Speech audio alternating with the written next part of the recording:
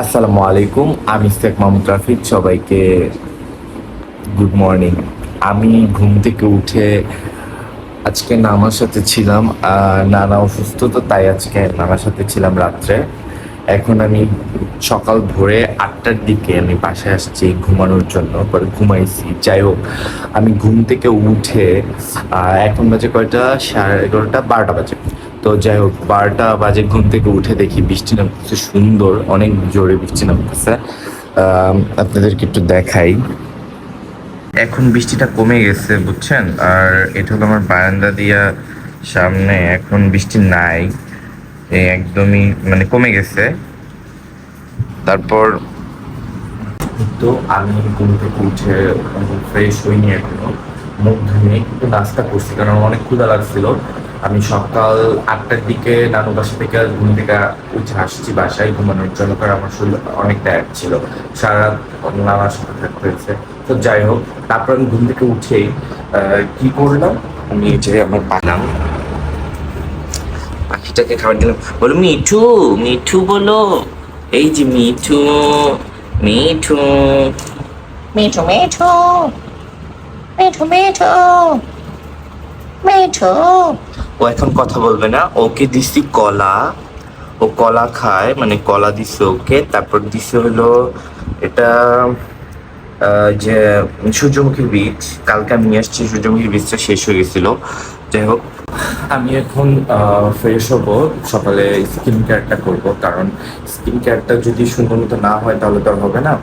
তো যাই হোক, আমি ঘুম থেকে উঠে পড়ে আমার স্কিনে একটু বাম্পস হয়েছে, ভালো লেভেলেরই বাম্পস হয়েছে। আমি জানি না এগুলো কিভাবে কিভাবে কি করলে যাবে, আমি কিছুই জানি না। তো যাই হোক, আমি ইয়ে করবো, কি বলে এটাকে, স্কিন কেয়ার করবো। যা আমার ক্লিনজার, আমার ফেস ওয়াশ, এটা আমি রাতে ইউজ করি, আর সোপ। যাই হোক, এখন আমি ক্লিনজার করব, কারণ আমার স্কিনের 14টা বাইজে আছে, একদম বাজে অবস্থা। আমার দাড়িও ট্রিম করতে হবে। যাই হোক, আপনাদের সাথে আছি, দেখতে থাকেন। এটা হলো ট্রিমার, এই ট্রিমার দিয়ে আমি আমার দাড়ি ট্রিম করি। আগে তো জিরো রাখতাম, কিন্তু এখন হালকা হালকা দাড়ি রাখি, কারণ সবাই বলে, সবার ওপিনিয়ন যে আমাকে একটু হালকা দাড়িতে ভালো লাগে। সো আমি এখন এটি স্টার্ট করবো। তার আগে আমার আমি এসে পড়েছি, এখন আমি দাড়িটা ট্রিম করবো সুন্দর করে।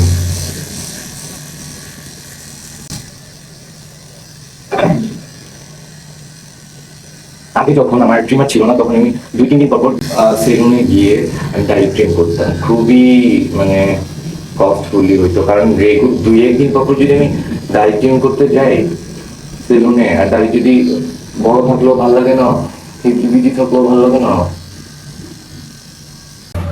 আমার দাড়ি ট্রিম করা হয়ে গিয়েছে, আমি এখন ইয়ে করব, এই ফেসটা ক্লিন করব। ফার্স্টে ক্লিনজার দিয়ে ফেসটা ক্লিন করব, ক্লিনজার দিয়ে স্কিনটাকে মাসাজ করে,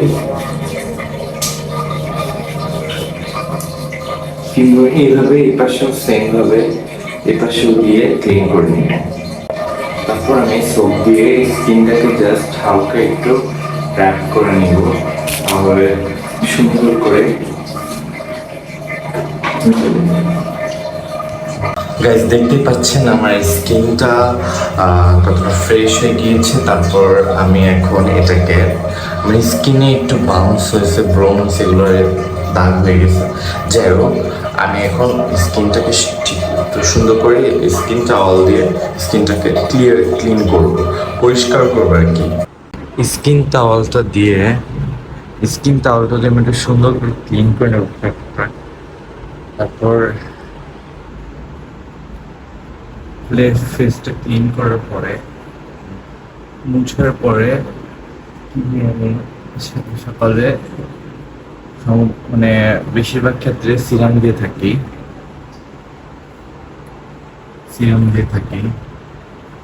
এখন স্কিনটাতে সিরাম দেওয়ার পালা। আমি এখন দিব ভিটামিন সি সিরাম, যেটা রোদে যাওয়ার আগে দিতে হয়, রোদে যাওয়া না, ডেতে দেওয়া যায়, প্লাস এটা দেওয়ার পরে স্কিনে সানস্ক্রিন দিতে হবে। আসলে আমার কষ্ট হইতেছে, এক হাতে ফোন এক হাতে ইয়ে করে আমার অনেক মানে টাফ হয়ে যাচ্ছে। ঠিক মতো আমি দিতেও পারলাম না, কারণ এভাবে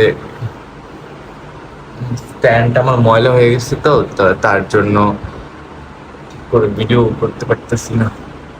আজকে ক্লিন করে স্ট্যান্ডটা তারপর বের করব। যাই হোক, এখন সানস্ক্রিন দেওয়া মানে ভিটামিন সি সিরামটা দেওয়া শেষ, এখন দিব আমি সানস্ক্রিন। এখন আমি টোন আপের এই সানস্ক্রিনটা দিব, এটা অনেক ভালো। কারণ এই ভিটামিন সি ক্রিম সিরামটা দেওয়ার পরে যদি আমি সানস্ক্রিন না দিই, তাহলে আমার স্কিনে ডার্ক সার্কেল পড়ে যাবে।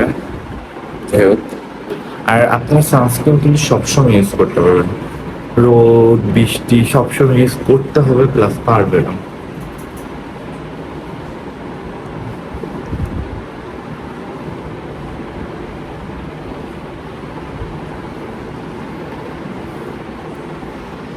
আমার সানস্ক্রিন দেওয়া শেষ, ডান। এখন লিপ বাম দিয়ে জাস্ট আমি বের হয়ে যাবো।